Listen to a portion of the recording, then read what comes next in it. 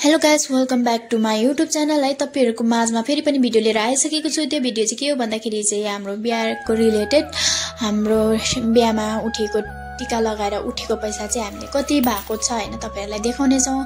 आज चाहिँ हामी खोल्दै छौं यो झोली चाहिँ हैन, झोली खोलेकोमा चाहिँ अब यहाँनेर चाहिँ कति पैसा रहेछ भनेर हामी गनेर तपाईहरुलाई देखाउँदै छौं।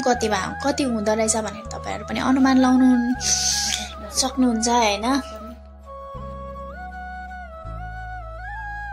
हामी दुईजना चाहिँ फटाफटी पैसा मिलाउँदै छौं हैन, के कति भयो अब हामी हेर्ने छौं हैन।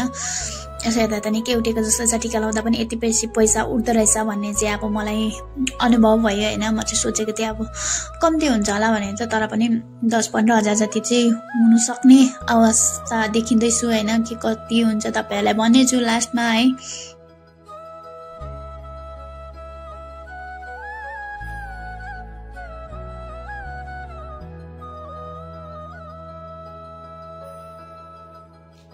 हामीले चाहिँ टिका लगाएको पैसा चाहिँ हामीले यति बनाएको छौं हैन।